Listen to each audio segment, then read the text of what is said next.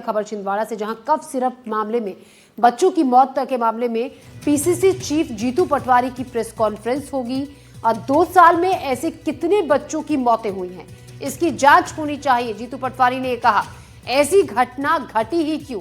साथ ही स्वास्थ्य विभाग के प्रमुख सचिव को भी हटाया जाएगा क्या, इसको लेकर जीतू पटवारी ने सवाल खड़ा किया। जीतू पटवारी ने स्वास्थ्य मंत्री का इस्तीफा भी मांगा है, जिससे मौत पड़ोसी उसको सजा हो। जीतू पटवारी ने सीधे सीधे आरोप लगाया। छिंदवाड़ा कलेक्टर को हटाया, दूसरा नया यहाँ का कमिश्नर गया।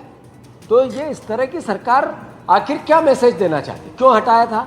जब इतनी भयावहता चल रही थी तो जो कलेक्टर पहले से वहाँ पदस्थ था वो व्यवस्था को जल्दी से कंट्रोल कर सकता था, उसको हटा दिया। मतलब 2 कारण हो सकते हैं। एक तो ये कि उसको और ज़्यादा उस पर आरोप प्रत्यारोप नहीं है, जिम्मेवारी तो कलेक्टर की भी थी, तो उसको वहाँ से हटा के ध्यान भटकाना, मतलब इधर हत्याएं हो रही और आप ध्यान भटकाने की प्रोसेस कर रहे हो। दूसरा, अब नया कलेक्टर आया, सर मैं तो कल ही आया हूँ सर, ये क्या मैसेज है इस सरकार का? और इस खबर पर और ज्यादा जानकारी के साथ आकाश द्विवेदी हमारे सहयोगी हमारे साथ जुड़ रहे हैं। आकाश, कई बड़े सवाल खड़े किए हैं जीतू पटवारी ने इस प्रेस कॉन्फ्रेंस में, जिस तरीके से जांच हो रही है, जिनके खिलाफ जांच हो रही है। बिल्कुल, जीतू पटवारी का ये कहना है कि पिछले 2 सालों में अगर इस तरह की मौतें हुई हैं तो क्या उसकी जांच नहीं होनी चाहिए, क्योंकि अभी गड़बड़ी पकड़ में आई है तो इसका मतलब ये नहीं कि पहले मौतें नहीं हुई होंगी। कई तरीके के गंभीर आरोप लगाते हुए जीतू पटवारी ने कहा कि वो खुद नागपुर गए थे बच्चों से और बच्चों के परिजनों से मुलाकात की, लेकिन सरकार की ओर से इलाज के लिए कोई भी राशि मुहैया नहीं कराई जा रही है। इसके साथ ही उन्होंने स्वास्थ्य विभाग के पीएस को हटाने की मांग की है, स्वास्थ्य मंत्री के इस्तीफे की मांग की है, क्योंकि कल जीतू पटवारी भी छिंदवाड़ा पहुंचे थे। इसके अलावा मुख्यमंत्री डॉक्टर मोहन यादव भी पहुंचे। अब जीतू पटवारी का आरोप ये है कि छोटे लोगों पर कार्रवाई की गई है, जबकि बड़े लोगों को छोड़ दिया गया है और इस मामले पर और अधिक जांच की जरूरत है कि आखिर पिछले सालों में क्या क्या हुआ। और जब कलेक्टर ने स्थानीय स्तर पर कफ सिरप पर बैन लगाई तो इसके बाद कलेक्टर का ट्रांसफर कर दिया गया। इस पर जीतू पटवारी ने सवाल उठाए हैं।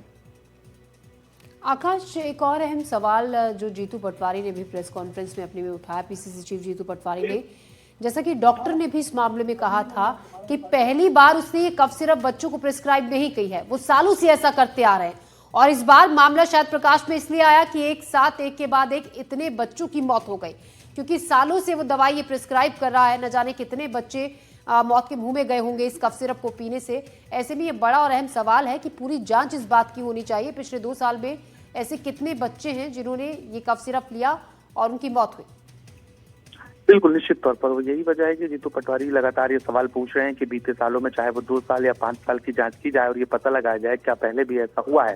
हालांकि इस बार भी जो पोस्टमार्टम और बायोप्सी बच्चों की नहीं की गई, उसको लेकर सवाल उठाए गए कि बिना परिजनों की जानकारी के या क्योंकि डॉक्टर ये कहते रहे कि परिजनों की सहमति नहीं थी, इस वजह से पोस्टमार्टम नहीं हुआ और लास्ट में एक बच्ची का शव निकालकर उसका पोस्टमार्टम किया गया, जबकि ये बहुत पहले हो जाना चाहिए था।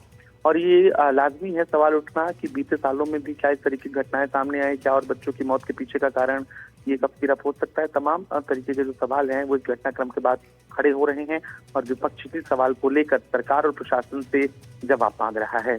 शुक्रिया आकाश, जानकारी के लिए आपका। तो विपक्ष भी इसको लेकर सवाल खड़े कर रहा है और जिस तरीके से जीतू पटवारी ने कई अहम सवाल अपनी प्रेस कॉन्फ्रेंस में खड़े किए हैं, उसको लेकर भी अब जांच जिस तरीके से आगे बढ़ रही है उसको लेकर भी सवाल जीतू पटवारी ने उठाए। बढ़ते हैं आगे।